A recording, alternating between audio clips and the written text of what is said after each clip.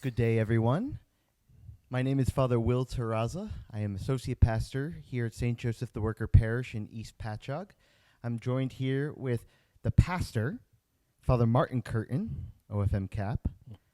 And we come here today just to talk to you a little bit about the current events of what's going on, particularly with the tragic death of George Floyd. It really is a tragedy that this innocent man had to die. It's a tragedy. But we can find meaning in this. And that's what I'm here to talk with Father Martin about. Mm-hmm. You see, Father Martin has done a lot of work with community organizing throughout his time, especially when he was in Boston.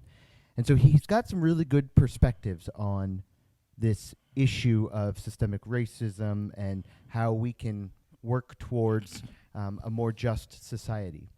So we're going to have kind of an intentional conversation now about ways that we can think about this and respond. Okay?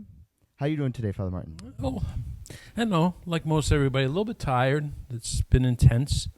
Not just the situation with Mr. Floyd and the protests, but also we're in the middle of a COVID epidemic, and the combination of the two doesn't make for having a great reserves of strength there. It's very powerful stuff. I think that the most important thing to begin with is that we're human beings, made in the image and likeness of God. And one of the fundamental things about God is that he cares. That he calls Moses through the burning bush to come closer and says, I am the God of Abraham and Isaac and Jacob, and I've heard my people. I've heard my people's cry and the oppression they live with under Pharaoh. And the beginning of the Bible that Abel's blood calls to God. The death of Abel, it calls to God. And you see that image over and over again, that God hears something in the suffering of human beings, in the death of human beings. And it matters. It matters to him. And we are his image and likeness, and things are supposed to matter to us too. We're not supposed to easily pass by the suffering of other human beings. And I think George Floyd's death and his dying, maybe even better said, it's supposed to call out to us. And if you see the video, my goodness, for, to be almost 5 minutes, to hear one of our brothers and sisters call out for help. For help. Help as he's being crushed down across his throat. And we're supposed to be moved by that. It's supposed to hurt because we're supposed to care. And his cry is supposed to resound in us as God's image. And all of us are supposed to be agitated by that moment. Before we think about what's next, to recognize all of us are torn because of what we heard. That one of our brothers and sisters called out and was not listened to as they suffered. Father Martin, this is not the first time that something like this has happened. God love us. There's, you can run the litany of unarmed black people dying in police custody. You can run it down, and some are more egregious than others. That the same thing is said. Eric Garner, George Floyd, the same words. I can't breathe. It reminds us that, or it speaks to us, that maybe something's happening even when somebody isn't crying out. That like those last 2 minutes of the video where he's not saying anything and he's still being kneeled on, that maybe there's some silences that we ought to be attuned to, that something's happening between the moment of one and another death, between something happening in urban Atlanta and something happening in urban Minneapolis, that from year to year, that that maybe, and this is what we talk about racism, is that there's an ongoing pressure, maybe not to kill, but a pressure that weighs and pushes down, that makes it difficult to believe that your condition is heard. And if I might digress, we know that COVID hits people of color much more heavily than those who are not, because it hits the poor, but it hits them more. And it's good and right that we hear that the folks who care for people in hospitals and nursing homes need protection. And it's good and right to recognize that they take a step to serve and sacrifice to do it. And we should have parades for folks like that. Amen. But sometimes it seems like we don't hear the fact that there are people dying of COVID in their poverty. And it's silent, see? It's silent. The numbers come up and they aren't even broken down consistently. And that silence ought to be something that points a finger at us and said, are we listening? And just because it's silent, does that dispense us from trying to find out and to care what is happening to our brothers and sisters? Because if we don't, we lose our image and likeness of God. We lose that. And so both in the cry that calls to us that we ought to respond to, but also seeing that there's a silence, an ongoing thing where people lose their life and it's diminished, that we ought to hear that one too, even if it means going out our way to hear the story, going out of our way to maybe think about policy decisions, because we have to recapture something. We've lost something when we don't care. You know, you've talked about several different things that are plaguing our society right now. The COVID, the obviously the tragedy of George Floyd.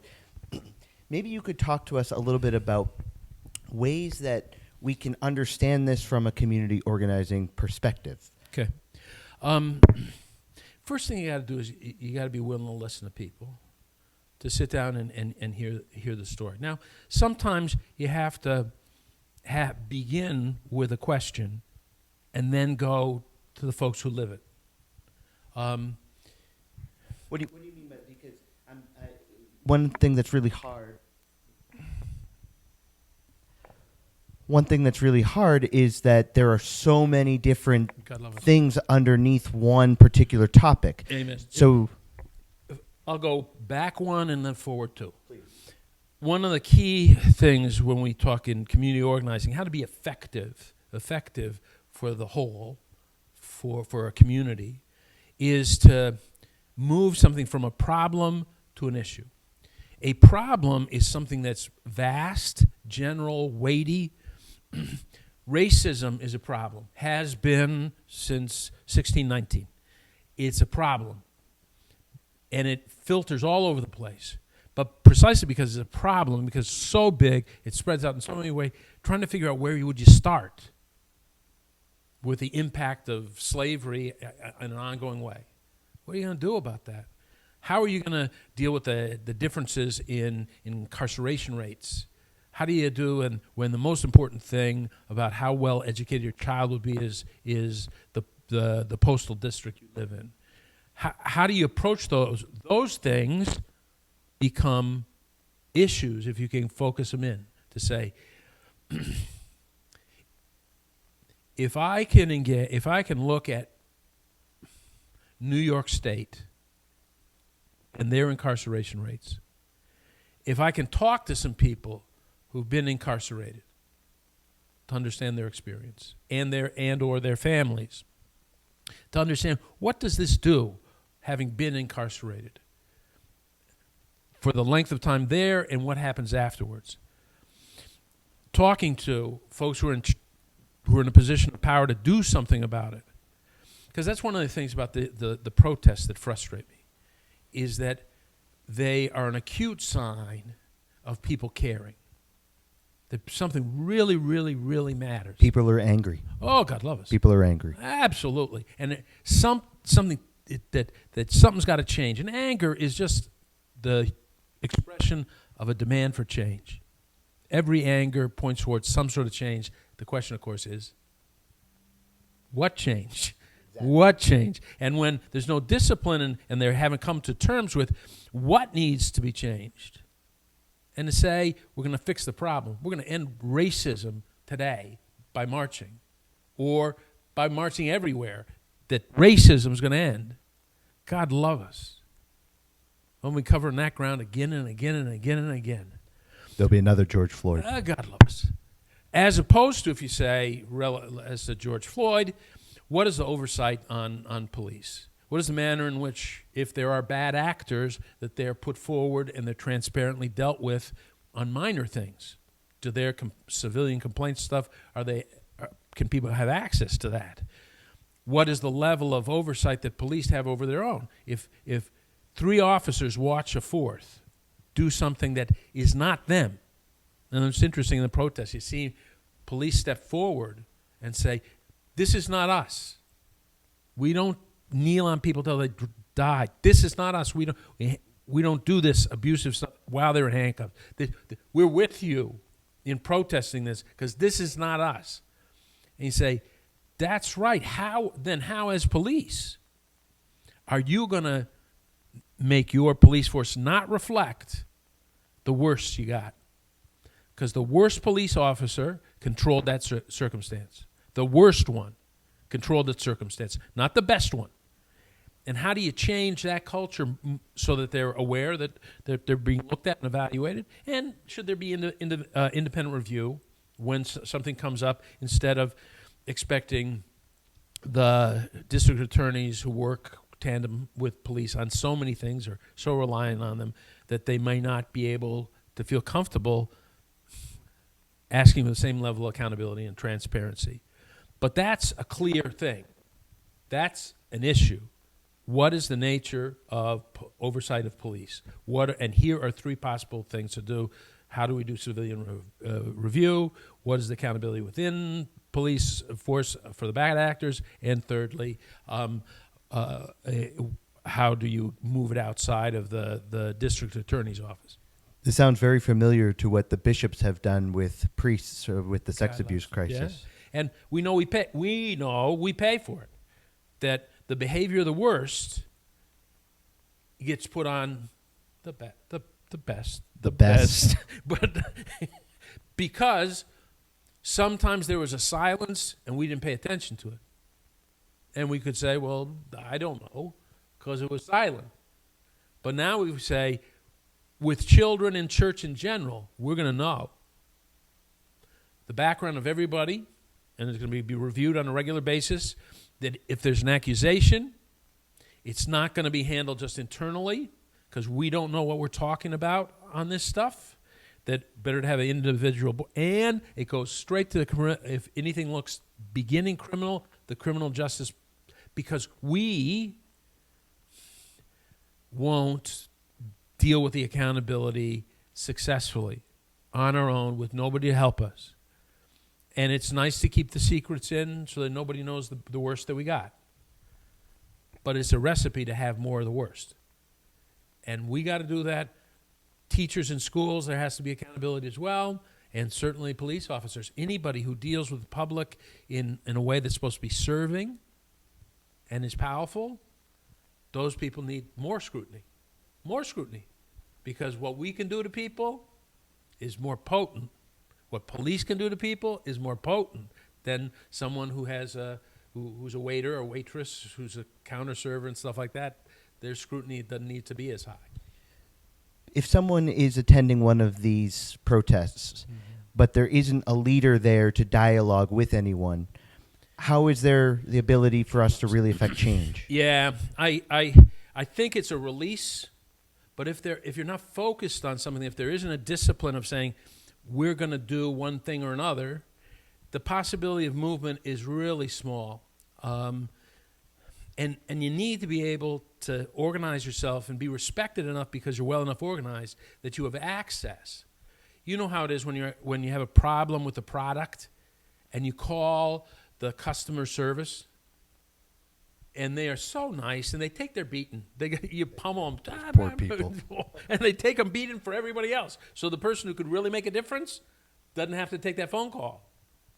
Because we aren't worth being pushed up to the top of the list of someone who could change. It's a great analogy. Oh, and if we're masked and doing stuff, but we don't have an organized quality, a disciplined quality, and haven't done the political analysis to say who is the one to really do a particular change. We can say the president can do a lot, but he's executive and he can't pass laws. He can ask for them, but there's some things that have to be done on different sorts of levels. And if you don't do the political analysis, you'll bark at the wrong person, and they'll take it, but you'll get nothing. You get nothing. And that's one of the cautions of when you have mass movements, and you do a mass movement. It's impactful at the moment. There's pictures of it everywhere, and there's electricity in the air. I was at stuff when I was a young man on anti-nuclear power stuff. Millions of people marching down to the UN. Millions. But we all went our separate way thereafter. And who is the voice to hold the power that we had put together? And if there were voices, were they together that here's our procedure? But drawing folks together who then disappear, and you have no person who's going to do the dialogue, and you don't know who with, you're going to have a media moment. Some will view it positively, some negatively. But actual change, that's going to be at a different moment when people are more organized and put it together. Now, sometimes once you have the mass stuff, people, when they realize that there's not enough going on, they'll do the next step, starting in their own institutions to have dialogues and so forth and do this political analysis and the like. Father Martin, I know a lot of people sometimes feel uncomfortable talking about racism because there are so many different opinions that come about that might be seen as insensitive or perhaps not in tune with what's going on, or might be trying to overlook other issues that are really there, but they might not necessarily see it. What are ways that we can get around or through this tension? I think some of it is that you if you don't know somebody of another race, you're going to have it's going to be difficult. You could read Native Son, and you can read Maya Angelou, and you can read these things. And God love them, that's not a bad way. But when you talk to somebody that you're in a relationship with who's lived some of this stuff, it takes a different quality. I think of it, for example, I worked 5 summers with inner city kids of Connecticut, and the tutors and the staff were about 60% African Americans. And I was going to a private, exclusive private school in Maine, which was not noted for its diversity. Certainly not then. And I was tootling around having college-age events. I went to a party. My friend was late to leave. I decided I'd run the 4 miles home. I had enough stuff in me to think that was a good idea. I'm running along a road about 1 o'clock in the morning with beer in me, and a police car pulls up. They asked me, am I from Massachusetts? I said, no. Come, get in. Put me in the back of the car. Give my ID. Shows there's a car with mass plates that fall into a ditch. And I guess a house got robbed and they'd screwed up and fall down. And I said, okay, all right, you got your ID. You can go. And I said, you know what? I was actually out late running because trying to get home. Would you give me a ride? I told this to my African-American friends.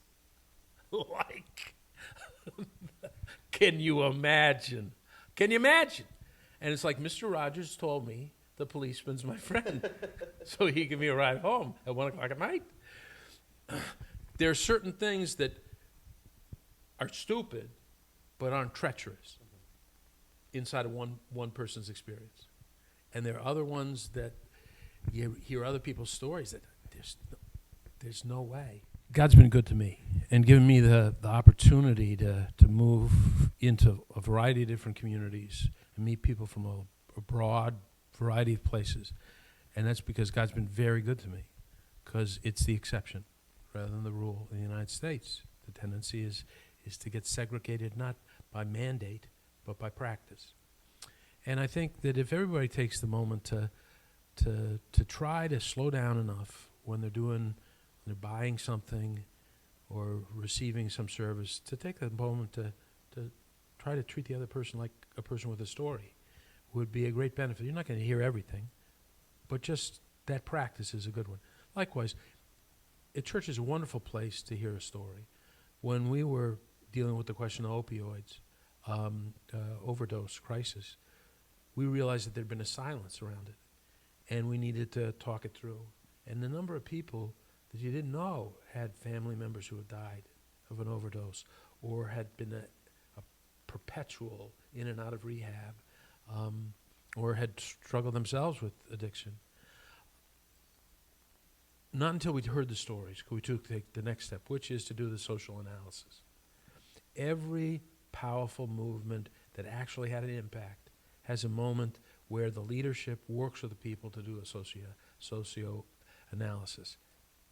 The buses were picked in Montgomery because they had analyzed how many blacks used them and how they're being treated and how they could move the ridership. That was not just Rosa Parks, tired one day. Eh? Likewise, Gandhi's March to the Sea about salt. The action was chosen because what would make or manifest how ridiculous the tyranny of the British was. That they have Indian people surrounded by salt, but they couldn't make it for themselves. That was a political analysis done. And that's good to have people who have a little bit of background to talk with the folks who have an interest to try to get to a deeper place. Thirdly, is to do the political analysis to figure out who can make a choice to make a difference, and who of the people who can make a choice to make a difference can we actually get a meeting with? Because you don't aim for something you're not going to reach. That if we gathered ourselves in East Patchogue, we probably couldn't reach the governor. If you got a larger group of people, maybe so. Huh? But you have to do that analysis so that you aren't just irritating people with pulling at them. Do you recommend just Googling, finding online organizations that are pulling people together that are doing these analysis? I wouldn't. I don't think that'd be a bad one. What my history has been congregationally based, dues-based, broad-based organizations in the industrial areas foundation umbrella. Congregationally based. It's not based on individuals showing up from Facebook. It's a church that gathers hundreds of people, 1,000 people every weekend.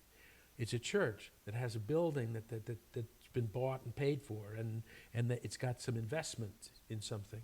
Secondly, it's dues-based, is that whoever's doing this puts money up about it. So it makes it, there's something going on there. It's broad-based, so that you're not just going to be on one-note Harry, that racism, but you say, right now, this one. Maybe the circumstance will lead to this one at another time, but we're going to have a broad base and work with other congregations and institutions so you're stronger than you would be alone. My experience says that works really well. I am brilliant and have deep insights, but there's more to it than mine. Huh?